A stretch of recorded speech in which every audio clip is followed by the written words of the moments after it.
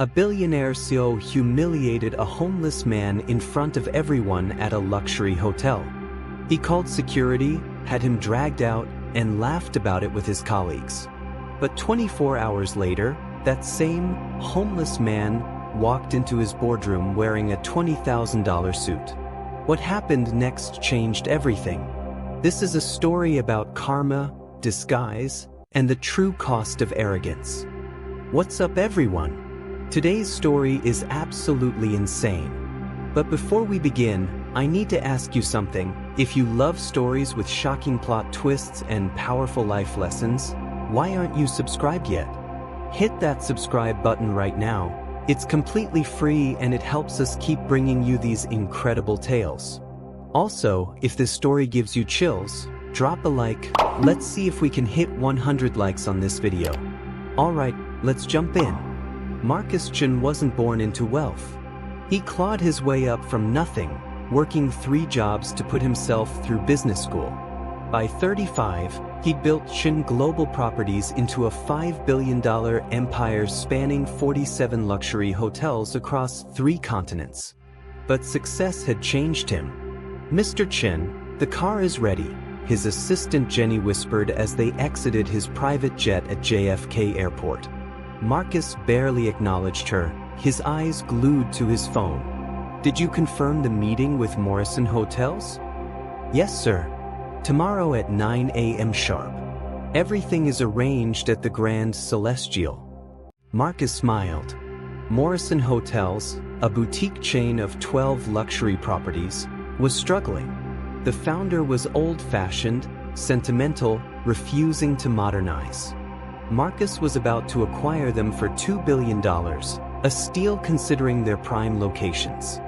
"This will be the easiest deal of my career," he muttered. His Rolls-Royce pulled up to the Grand Celestial Hotel, his flagship property in Manhattan. The hotel manager, Richard, rushed out to greet him. "Mr. Chen, welcome back, sir. Your penthouse suite is ready." "It better be. I'm paying you enough to make sure of it." Marcus strode through the golden revolving doors without making eye contact. The Grand Celestial's lobby was a masterpiece: Italian marble floors, crystal chandeliers, velvet furniture worth more than most people's homes. Marcus scanned the space with a critical eye. That's when he saw him. A man sitting on one of the burgundy velvet chairs near the fireplace. His clothes were dirty and torn, his face smudged with grime, a worn backpack at his feet. He sat quietly, not bothering anyone, just staring at the dancing flames. Marcus's face flushed red. He snapped his fingers at Richard. "What is that doing in my lobby?" Richard looked confused. "Sir, I just noticed him. I'll handle it immediately." "No." Marcus's voice was ice cold. "I'll handle it myself. I want to make an example." He marched across the lobby, his Italian leather shoes clicking against the marble. Hotel guests and staff turned to watch. "Excuse me," Marcus said loudly, ensuring everyone could hear. "This is a 5-star establishment, not a homeless shelter." The man looked up slowly. His eyes were striking, intelligent, calm, almost amused. "I'm just warming up for a moment, sir. I'll leave shortly." "You'll leave now?" Marcus's voice echoed through the lobby. "Do you have any idea how much that chair costs? More than you'll make in your entire pathetic lifetime. You're contaminating my property." A young couple nearby whispered to each other, looking uncomfortable. An elderly woman shook her head in disgust at Marcus. The man stood up slowly, gathering his backpack. "I apologize for any inconvenience." "Inconvenience?" Marcus laughed cruelly. "You're not an inconvenience. You're a stain." "Security!" 2 security guards approached, looking uncomfortable. "Get him out of here. And check him for valuables. People like this always steal something." "Sir, that's not necessary," one guard began. "Did I ask for your opinion? Do your job or join him on the street." The guards reluctantly escorted the man toward the exit. The man didn't resist, didn't argue. He simply walked with quiet dignity. As he reached the door, he turned back and made eye contact with Marcus. For just a moment, something flashed in those eyes, not anger, but calculation. Then he was gone. Marcus turned to the watching crowd. "Show's over. This is what happens when you let standards slip." He pointed at Richard. "I want a full security review. How did he even get in here?" Jenny, his assistant, looked pale. "Mr. Chen, that seemed a bit harsh." "Harsh?" Marcus cut her off. "That's called protecting our brand. Our guests pay $2,000 a night. They don't want to see that." He waved dismissively toward the door.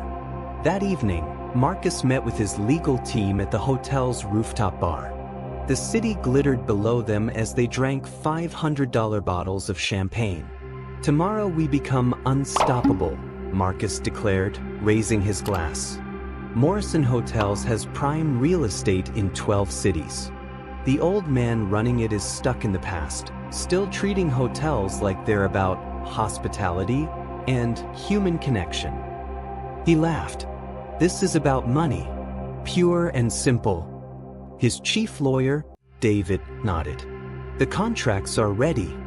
Once you sign tomorrow, we'll gut their outdated policies, fire their overpaid staff, and restructure. Conservative estimates show 40% profit increase within 6 months." 40%? Marcus grinned.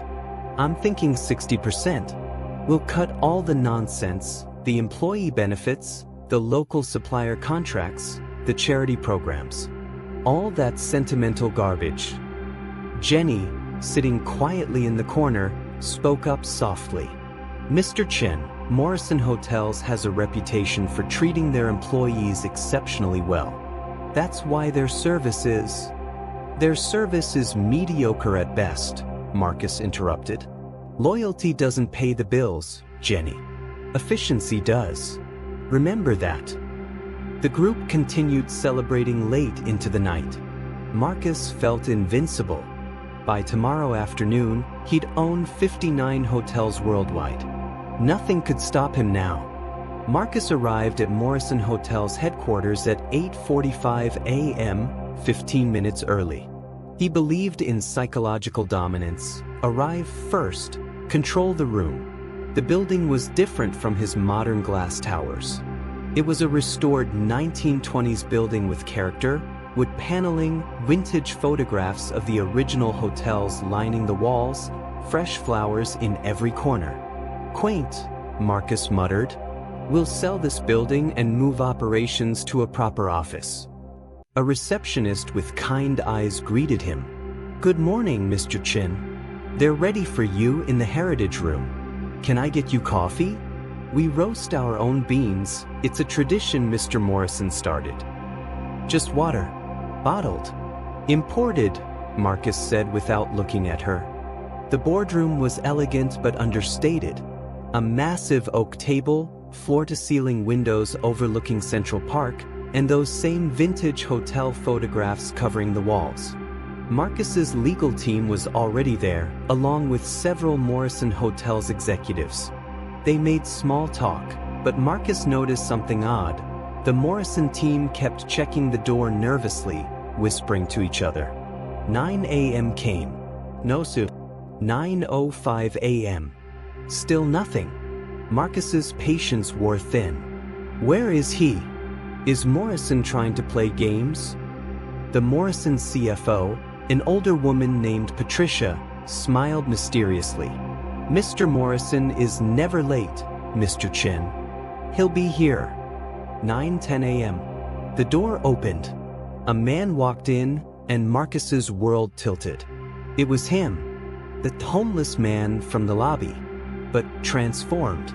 Clean-shaven, silver hair perfectly styled, wearing an immaculate charcoal Tom Ford suit that probably cost $20,000.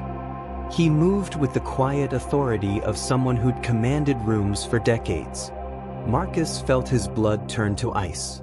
"Good morning, everyone," the man said, his voice warm but powerful. "I apologize for the slight delay." He turned to Marcus, extending his hand. "Mr. Chen, I'm James Morrison, CEO and founder of Morrison Hotels. I believe we have business to discuss." Marcus's hand shook as they shook hands. His face had gone completely white.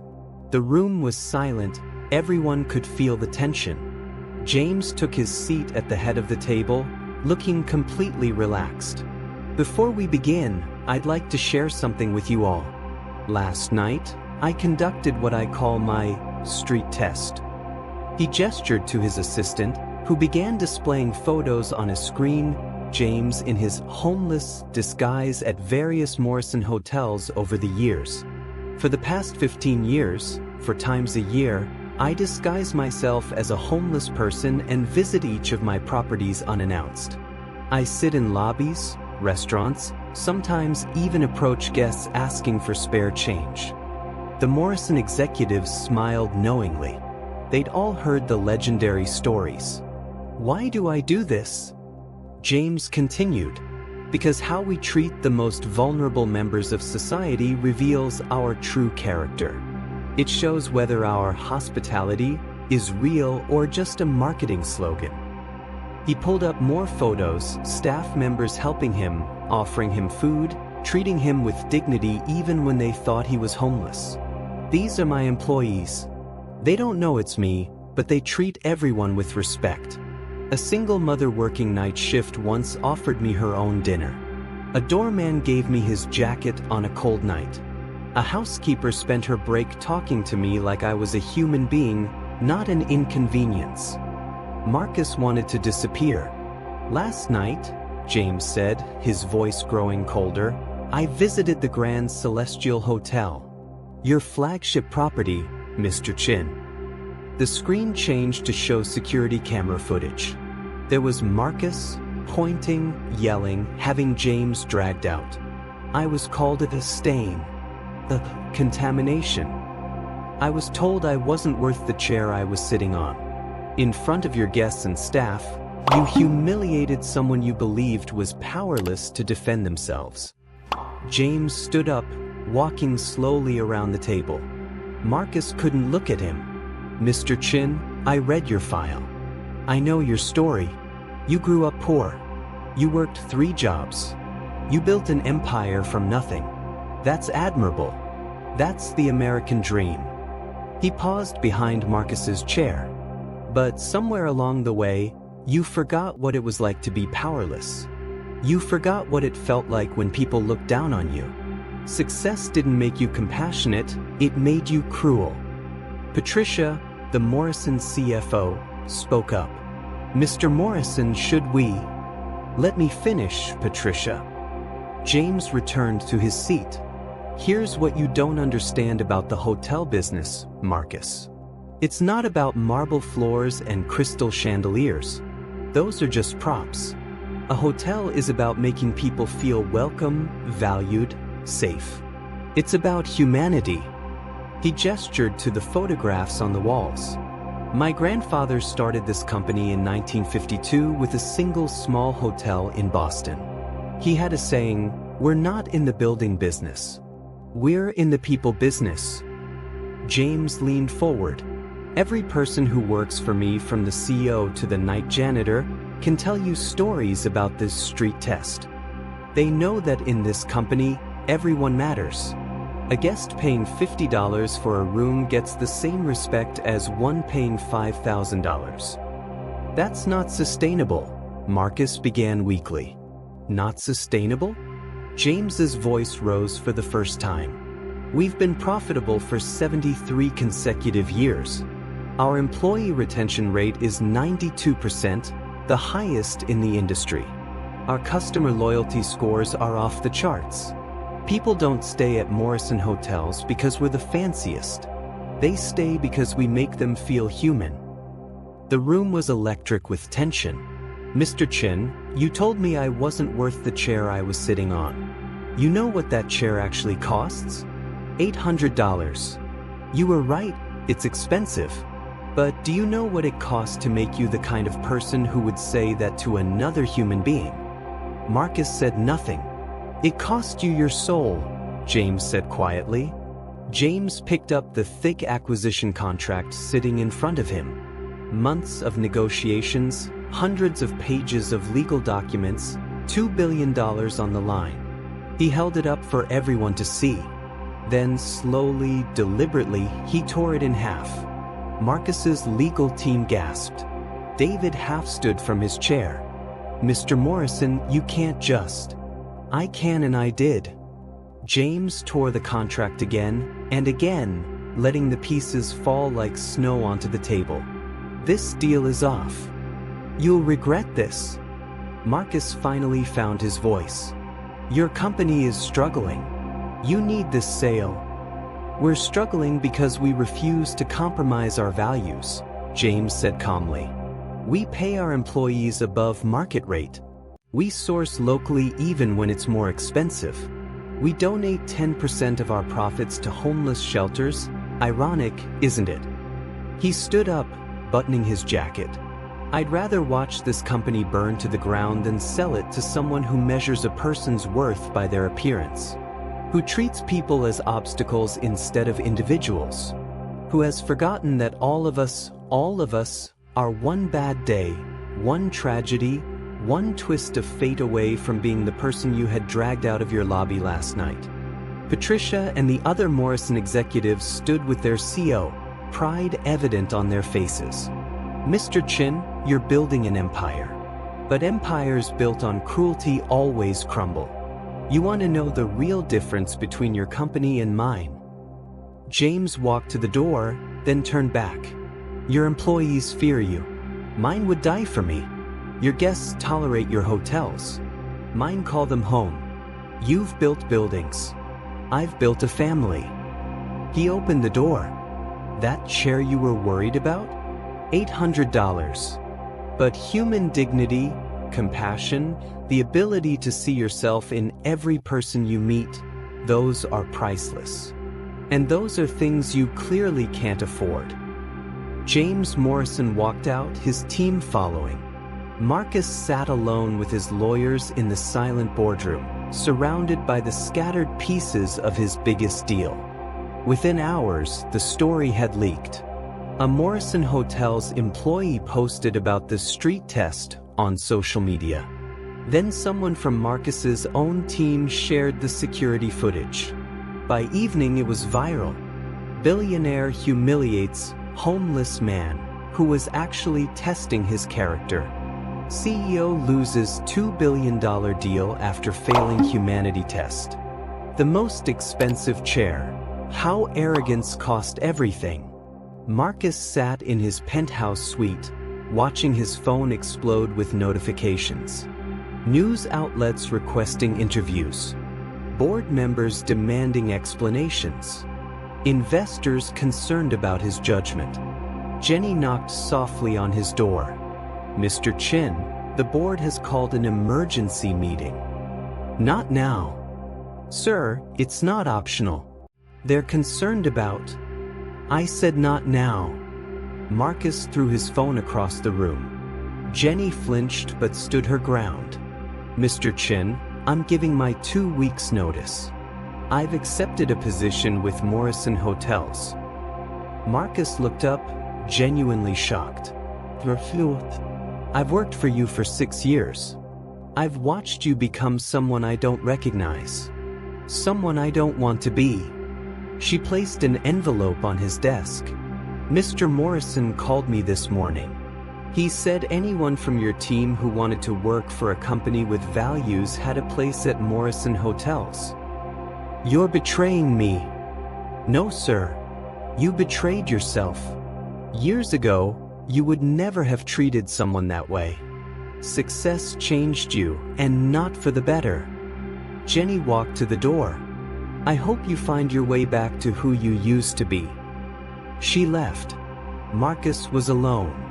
Over the next few days, the story dominated headlines. Late-night shows made jokes. Business schools used it as a case study in ethical leadership. But something unexpected happened. Morrison Hotel's phone lines exploded with booking requests. Their website crashed from traffic. Customers wanted to support a company that valued humanity over profits. James Morrison gave one interview to 60 Minutes. "I didn't do this for publicity," he told the interviewer. "I do the street test to remind myself and my team what we're really about." What happened with Mr. Chen? That was just the test working as intended. It revealed character. Are you worried about the financial impact of walking away from $2 billion? James smiled. The financial impact has been unexpected. Our bookings are up 400%. We've received acquisition offers triple what Mr. Chen proposed. 3 major investment firms want to partner with us while preserving our culture. So the good guy won? It's not about winning, James said thoughtfully. It's about staying true to who you are, even when it costs you. Especially when it costs you. Meanwhile, Marcus's world was collapsing. His board forced him to step down as CEO. His investors pulled out of new projects. 2 of his hotels faced employee walkouts, inspired by the Morrison story. But the worst part was the silence. Sitting alone in his apartment, not even the penthouse anymore, as he'd moved out to avoid the press, Marcus had time to think. Really think. He pulled out an old photo from his wallet. 20 years old, worn at the edges. A young Marcus, barely 20, wearing a donated suit to his first job interview. He remembered how terrified he'd been, how the receptionist had looked at him with disdain because his suit didn't fit properly. How small she'd made him feel. When had he become her? His phone rang. An unknown number. He almost didn't answer. "Hello? Marcus? It's your mother." He hadn't spoken to her in 3 years. Too busy building his empire. "Mom, I saw the news, Mijo." Her voice was sad. "Is it true? Did you really treat someone that way?" Marcus's throat tightened. Yes. Your father and we were homeless for 6 months when you were a baby. Did you forget that? Before we came to America, we slept in shelters. We were those people everyone looked through like we were invisible. I know, Ma. I'm sorry. Don't apologize to me. Apologize to the man you hurt. Apologize to yourself for forgetting where you came from. She paused. Your father always said, never climb so high that you forget what the ground feels like. You climbed too high, Marcus, and you forgot. After she hung up, Marcus sat in the dark for hours. 3 weeks later, Marcus Chen walked into Morrison Hotel's headquarters. No appointment, no lawyer, no assistant. Just him. The same receptionist greeted him. She recognized him immediately, her smile disappearing. "I need to see Mr. Morrison," Marcus said quietly. "Please. I know I don't deserve it, but I'm asking." She made a call, spoke softly, looked surprised. "Mr. Morrison will see you. 5th floor." James was in his office, reviewing architectural plans. He looked up when Marcus entered, his expression unreadable. "Mr. Chen." "I'm not here about business," Marcus said quickly. "I'm here to apologize. You were right about everything. I became exactly the kind of person I used to hate. Success poisoned me, and I didn't even realize it." James gestured to a chair. Not the $800 one, just a simple, comfortable chair. Marcus sat. "I lost my company, lost my reputation, lost people I thought were friends." He looked James in the eye. "But the worst part is, I lost myself somewhere along the way. I forgot what it was like to struggle, to be invisible, to be treated as less than human." "Why are you telling me this?" Because you were right to tear up that contract. You were right to call me out. And I needed to say in person that I'm sorry. Not just for how I treated you, but for how I've treated countless others over the years. James was quiet for a long moment. What are you going to do now? I don't know, Marcus admitted. Start over, I guess. Maybe try to remember who I was before the money corrupted me. James stood up, walked to his window overlooking the city. My grandfather used to say something else. The measure of a man isn't how far he climbs, but whether he helps others climb with him. He turned back to Marcus. I'm starting a new initiative, a training program for formerly homeless individuals to work in hospitality. We're partnering with shelters across the country. We need someone to run it, someone who understands both sides, luxury hospitality and humility. Marcus looked up, shocked. You're offering me a job? I'm offering you a chance to become who you're meant to be, James corrected. It pays $65,000 a year, a fraction of what you're used to, but it's meaningful work. Why would you do this for me? James smiled. Because I believe in second chances. Because everyone deserves dignity, even people who've forgotten how to give it to others. And because the best way to learn compassion is to serve those you once looked down upon. Marcus's eyes filled with tears. I don't deserve this. No one deserves grace, Marcus. That's what makes it grace. A year later, Marcus Chen stood in the lobby of a newly renovated Morrison Hotel in Detroit. But he wasn't a guest. He was wearing a staff uniform, greeting people as they arrived for the grand opening of the Morrison Pathways program. 50 formerly homeless individuals were graduating from the training program Marcus had helped build. They'd learned hospitality, job skills, and most importantly, they'd been treated with dignity throughout. James Morrison stood at the podium. Today, we celebrate not just these graduates, but the power of transformation. The power of second chances. He looked at Marcus, who was helping an elderly graduate adjust her cap. A wise man once told me that our true character is revealed by how we treat those who can do nothing for us. These graduates have learned that lesson. But so has someone else, someone who had to lose everything to find himself again. After the ceremony, a young graduate approached Marcus. Mr. Chen, I just wanted to say thank you. This program changed my life. Marcus shook his hand warmly. Mine too. As the evening wound down, Marcus stood in that same lobby, the one where he'd once humiliated James, now transformed into a place of hope and second chances. His phone buzzed. A text from his mother. Your father and I are proud of you, Mijo. You found your way back to the ground. Marcus smiled, looking around at the people he now served instead of ruled. He'd lost an empire, but he'd found something worth far more. His humanity.